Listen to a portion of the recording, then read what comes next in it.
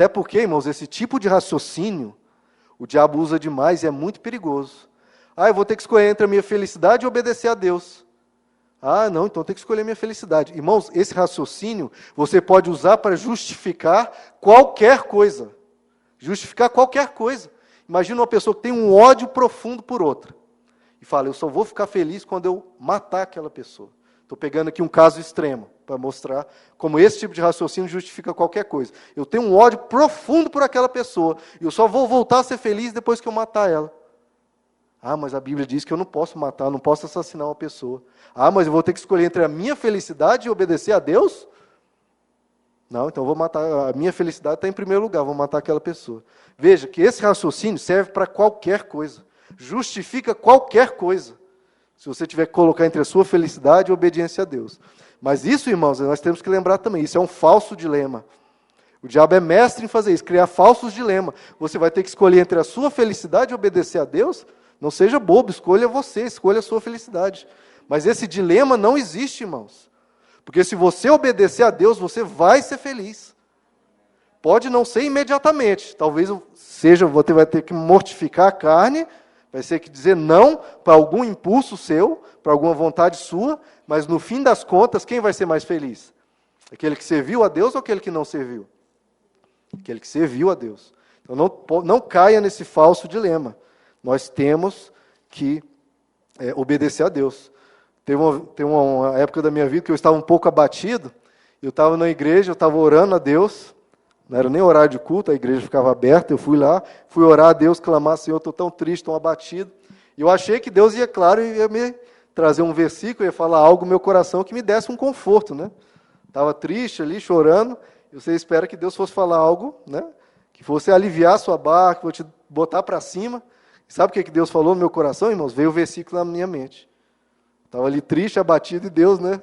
Não adianta, Ele não cai na nossa, Ele sempre fala, né, o que Ele quer falar e o que é mais sábio. Ele fala, veio o versículo na minha mente, humilhe-se debaixo da poderosa mão de Deus.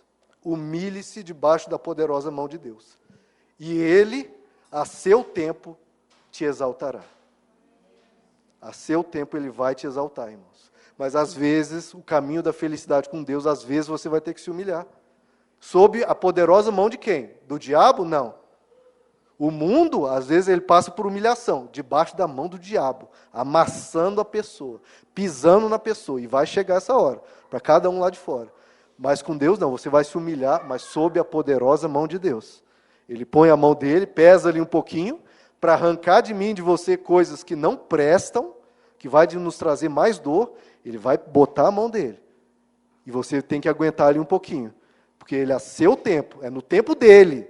O seu ali é referendo a Deus. Ele, a seu tempo, te exaltará. Então, às vezes, você tem que obedecer, mesmo que aquilo está lhe trazendo dor. Obedeça e siga Jesus.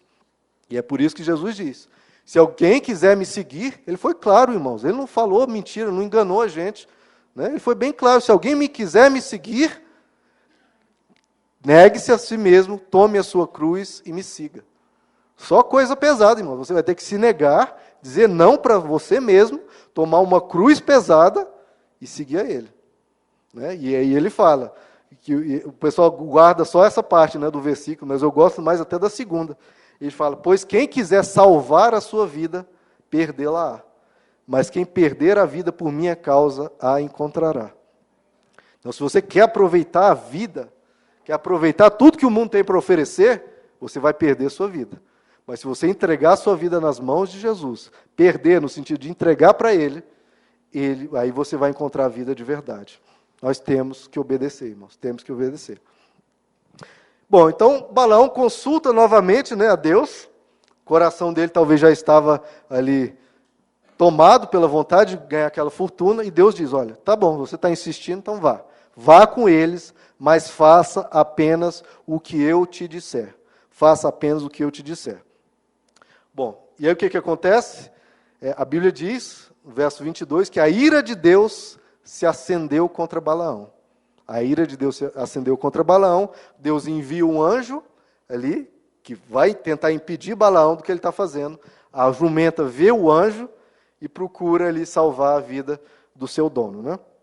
Então, nós temos que lembrar, não nos botar em situação de risco, irmãos. A gente tem que vigiar. Deus já havia falado, não vá. Ele quis ir, insistiu. E às vezes a gente coloca em situação de risco. Se você vê que algo é uma tentação muito grande, se você é uma pessoa irascível e está chegando em casa e sabe que, vai ter que enfrentar alguma situação difícil, pare, ore, peça ajuda de Deus. Não se coloque em situação difícil, em situação de risco, em situação que vai te prejudicar. Você tem que vigiar. Bom, então nós lemos então que a jumenta, Deus abre a boca da jumenta, e a jumenta fala com Balaão, repreende Balaão, e depois os olhos de Balaão são abertos e ele vê o anjo. Então, como nós havíamos visto, Deus fala de várias formas. Deus havia falado diretamente com Balaão, e agora Deus usa uma jumenta para falar com ele, e usa um anjo para falar com ele. Então nós vemos primeiro um símbolo de Deus falando diretamente com a pessoa, e agora nós vemos um testemunho, né, de uma jumenta e de um anjo. Então Deus fala de várias formas, irmãos, conosco. Nós vimos um filme, até um pessoal da igreja, o pastor reuniu para assistir um filme há uns tempos atrás, eu não me lembro o nome, quem recordar aí, de um grande homem de Deus, um grande pregador, era na Idade Média, ele pregava a palavra de Deus, muitas pessoas se convertendo, e aí o filme todo vai mostrando o diabo executando várias ações para destruir aquela pessoa, e no final até aquela pessoa é destruída mesmo, o diabo arrebenta com aquela vida. E aí depois nos comentários, né, a gente discutindo sobre o filme, eu falei, olha, eu achei muito interessante, mas na vida real, o diabo até age muito para destruir a vida das pessoas, mas o que nós vemos é Deus fala o tempo todo, irmãos, para nos evitar, para evitar que a gente caia. A gente vê Deus falando com Balaão, não vá. Depois usou a jumenta para falar com ele, não vá. E o anjo para falar com ele, não vá. Cuidado, o caminho que você está indo é perigoso. Então, sempre quando você passar por uma tentação, pode reparar, irmãos, preste atenção. Se você ficar de olhos abertos, de ouvidos atentos, você vai ver. Sempre quando você está passando por uma tentação, Deus vai te falar com você de diversas formas, para te tirar dali. Seja numa pregação, seja num louvor, seja você abrindo a Bíblia para ler a sua leitura diária, de várias formas. Uma pessoa liga para você e fala, eu estava pensando em você, o que você acha? E vai e fala alguma coisa. Deus, por diversas formas, Ele procura te arrancar do caminho da destruição, irmãos. Diversas formas. E Deus fez isso com Balaão aqui, falando de novo, insistindo com Balaão, cuidado, Balaão. Né? E a gente fala, né, que da questão de teimosia, né, a pessoa é mais teimosa que uma mula, né? E Balaão aqui parece que foi mais teimoso que uma mula mesmo. Então você tenha cuidado, irmão, não seja mais teimoso que uma mula, mais teimoso que uma mula de Balaão. Se Deus está falando contigo, abre o teu olho. Jesus fala, né, que a gente às vezes repara mais na trave no olho da pessoa, quer dizer, no cisco no olho da pessoa, do que com a trave que está no nosso. Imagina, tem uma trave encostada na sua cabeça e você está olhando, tem um cisco no seu olho, irmão. Cuidado, né, vigia. Então a gente tem que ter atento, irmãos, porque a gente está sempre reparando nos outros e esquece de olhar para a nossa vida. Vamos vigiar, vamos ficar atentos, porque Deus dá os sinais. Ele fala com a gente. Usa uma mula. Às vezes está usando essa mula aqui para falar com vocês. Então, fiquem atentos, reparem no que Deus fala com você. E aí, irmãos, e Deus fala com a gente, inclusive, às vezes fala de formas mais tranquilas, né? E às vezes fala de formas mais duras. E o próprio anjo falou com ele, olha, eu vim te impedir, porque o seu caminho me desagrada. E se não fosse a jumenta, por 3 vezes eu já teria te matado. Eu já teria te matado. Veja, é claro que o caso aqui de Balaão é um caso extremo, porque ele estava realmente querendo fazer, entre aspas, uma macumba contra o povo de Deus, queria realmente ir contra uma igreja, contra a vontade do Senhor, né? Mas aí, claro, veio uma medida extrema de Deus, mas nós temos que ter esse cuidado, irmãos. Toda vez que você se vende para o inimigo, toda vez que você se coloca do lado do inimigo, do diabo, automaticamente quem vira seu inimigo? Deus, claro. Se o diabo é inimigo de Deus e você se coloca do lado dele, opa, eu estou te seguindo. Satanás, me leva aí para os lugares, me conduz e tudo. E imediatamente você se torna um inimigo de Deus. E o anjo, que às vezes estava do seu lado, te protegendo contra as investidas do diabo, e você falou, sai para lá, anjo, agora esse aqui que é o meu novo amiguinho. E aquele que estava te protegendo e você falou, sai para lá, ele desembainha uma espada e fica só esperando a ordem de Deus. Isso é sério, irmãos. Isso é sério. E acontece isso do anjo desembainhar a espada e olhar para você com um olhar furioso? Acontece. Lá no Salmo 119, verso 67, diz assim: antes de ser castigado eu andava desviado, mas agora obedeço a tua palavra. Antes de ser castigado. Então ele foi castigado, aquele salmista. E no verso 71 e 72 ele diz assim: foi bom para mim ter sido castigado, para que aprendesse os teus decretos. Para mim vale mais a lei que decretaste do que milhares de peças de prata e ouro. Então, muitas vezes, irmãos, Deus vai ter que usar da autoridade dele de pai. Um pai, ele tem que corrigir o seu filho, né? A modernidade aí ensina você conversar com o filho, né? Essas coisas que nada dá certo, e a gente vê o resultado aí fora. Mas o pai, ele tem que corrigir o filho. Se falou com o filho uma vez, falou duas, falou três, e o filho continua insistindo, brincando com a faca, o filho de 3, 4 anos continua abrindo lá, pegando a faca, brincando, e passando perto da irmãzinha, que é um bebê. O pai já falou uma vez, 2 vezes, 3 vezes, deixou de castigo, 1 vez, 2 vezes, 3 vezes. O que esse pai tem que fazer, irmãos? O que esse pai tem que fazer? Deixar por isso mesmo? Se o filho morrer, quem é o culpado? O culpado. Culpado. O filho de 3, 4 anos? O pai. E se aquele filhinho matar a irmã, que é um bebê, quem é o culpado? É a bebezinha que não colocou a mão? Ou o filhinho de 3 anos? É o pai. É o pai, porque ele tem que intervir. Ele tem que intervir para salvar a vida daquela pessoa. Nós vamos ver, irmãos, que Balaão ele foi morto na guerra. Porque no fim das contas ele se vendeu. Ele foi morto porque ele se aliou a Balaque. Falou, Balaque, eu vou te ajudar. E ele foi para a guerra contra o povo de Israel. E ele foi morto. Ele perdeu a vida. E Deus insistiu. Falou com ele 1 vez. Falou 2. Enviou o anjo. Enviou uma mula. Ele vai falar 3 profecias. Ou vai falar 3 profecias. O Espírito Santo vai encher Balaão. Ele vai, inclusive, abandonar os encantamentos mágicos dele. E uma 4ª profecia ele fala. Então, 3 ou 4 capítulos aqui é Deus falando. 4 capítulos da Bíblia, Deus falando com Balaão. O tempo todo. Deus falou diretamente, falou através da mula, falou através do anjo. Usou ele em 3 profecias, encheu ele com o Espírito Santo, e nada disso adiantou, irmãos. Ele, no fim das contas, se uniu ao inimigo e foi para a guerra contra o povo de Deus. Isso vai acontecer com a gente, irmãos? Nós temos que ter cuidado.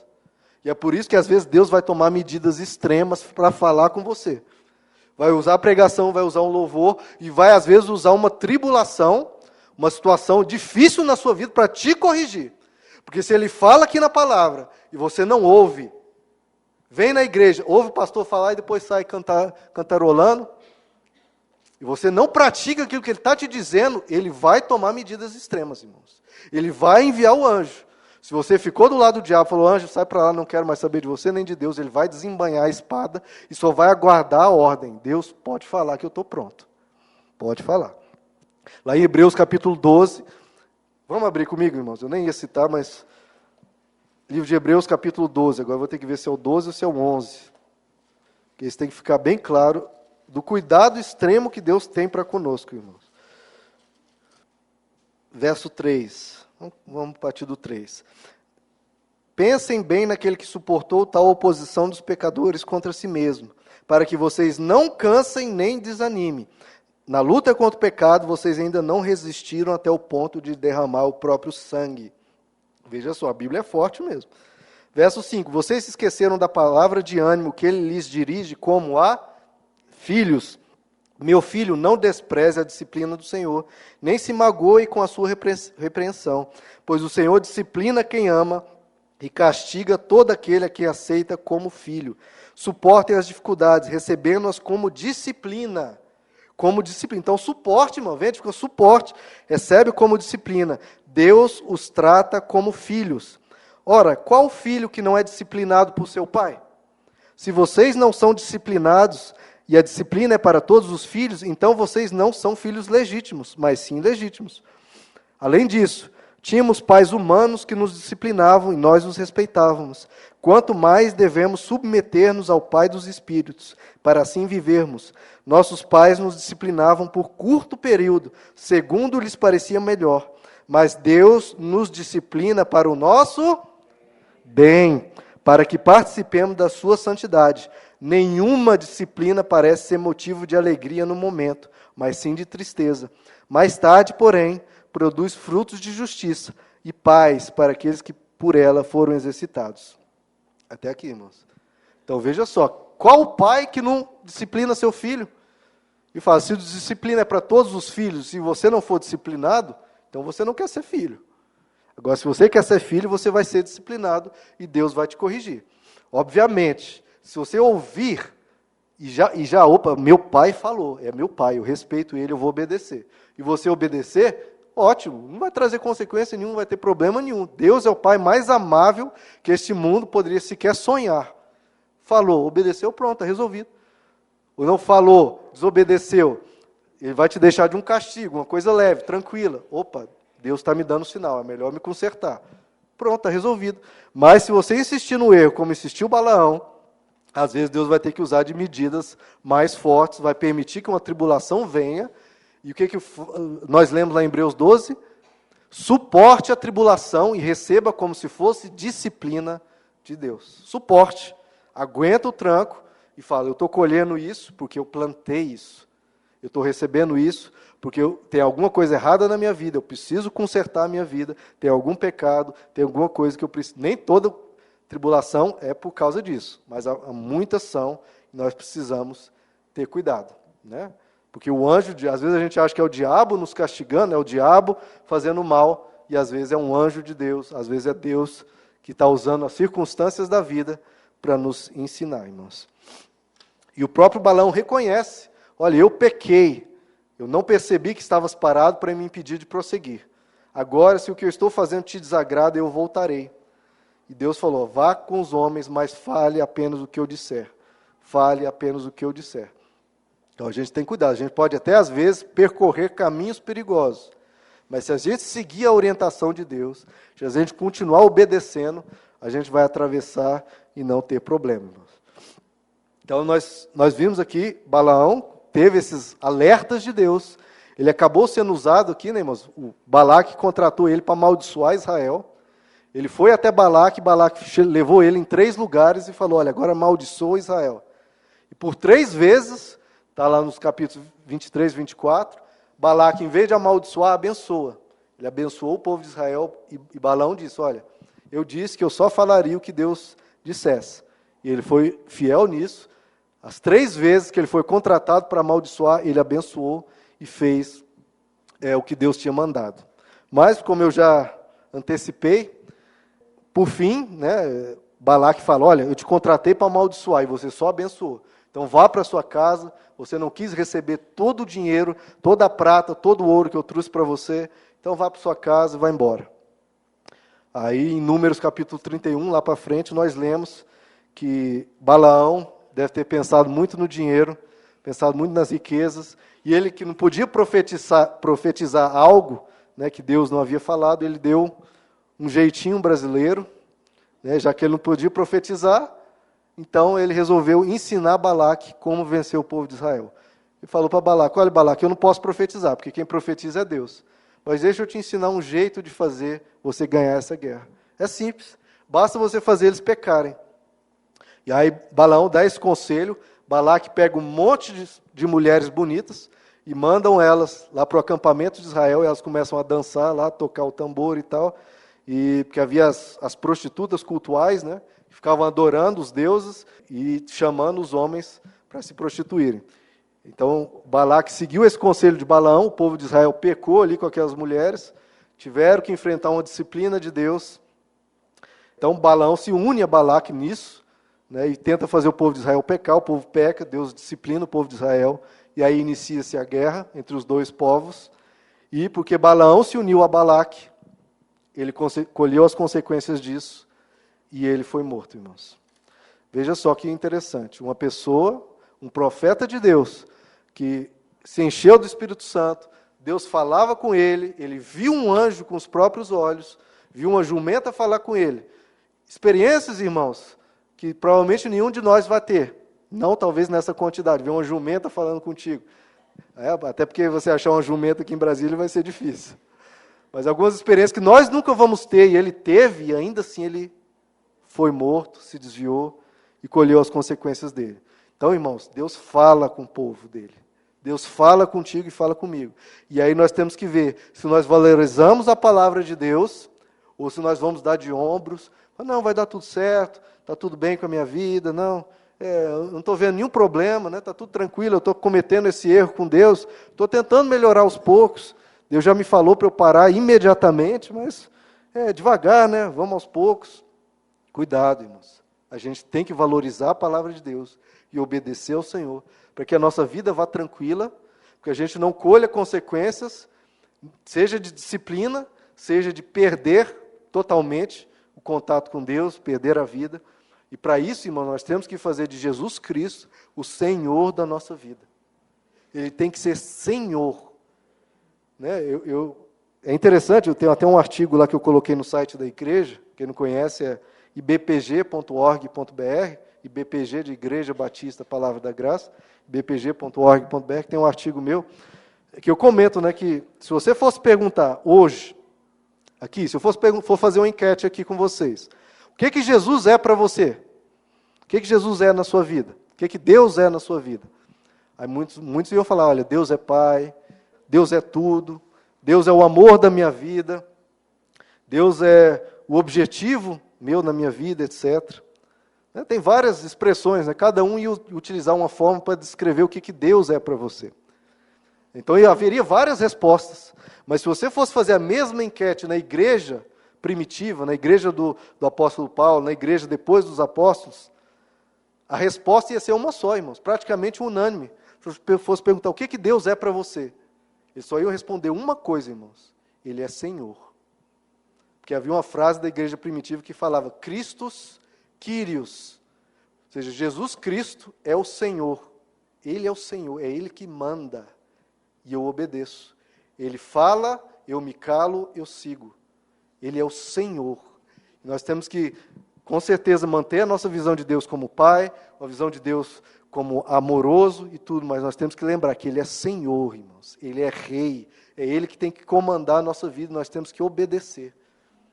Porque se nós fizermos isso, irmãos, se nós vivermos como Jesus, como Senhor das nossas vidas, nós vamos ter uma vida abençoada, nós vamos viver tranquilos, vamos dar testemunho aí fora, nós vamos estar pregando o Evangelho, vamos estar obedecendo a palavra de Deus e vamos poder vivenciar tudo isso, que Ele é Pai, que Ele é amor, que Ele é tudo, da forma correta. Então a gente tem que recuperar isso, irmãos. Que Jesus é o Senhor das nossas vidas, porque se você for ver estatísticas, aqui no Brasil eu não sei se tem, mas nos Estados Unidos, entre a vida de um cristão, que se diz cristão, e a vida de uma pessoa do mundo, você vai ver o mesmo índice de desonestidade, o mesmo índice de divórcio, o mesmo índice de várias coisas, de adultério, de falcatruas, de corrupção. Aí, como é que pode? Um se diz cristão e outro se diz do mundo. E tem o mesmo índice dessas coisas? Tem algo errado, irmãos? Tem algo errado. A igreja está ouvindo a palavra de Deus, está entrando por um ouvido e saindo pelo outro. Nós temos que adotar Jesus Cristo como Senhor, irmãos, das nossas vidas. Senhor. Nós temos que obedecer. Porque senão, nós vamos ser uma igreja Balaão. Vamos ser cristãos Balaãos. Que ouve Deus, o tempo todo ouvindo Deus, e mesmo assim abandonando Deus e se unindo ao inimigo, e mesmo assim, mesmo dizendo que ouve aquele que é o caminho, a verdade e a vida, e seguindo o caminho dos ímpios, seguindo a mentira e perdendo a vida, irmãos. Nós temos que ser obedientes e seguir ao Senhor. Se Deus falar, que a gente se cale. Jesus disse, o caminho é estreito, entrem pela porta estreita, pois larga é a porta, e amplo o caminho que leva à perdição. E são muitos os que entram por ela, como é estreito a porta, e apertado o caminho que leva à vida, e são poucos os que a encontram. E Jesus diz, por que vocês me chamam Senhor, Senhor, se não fazem o que eu digo?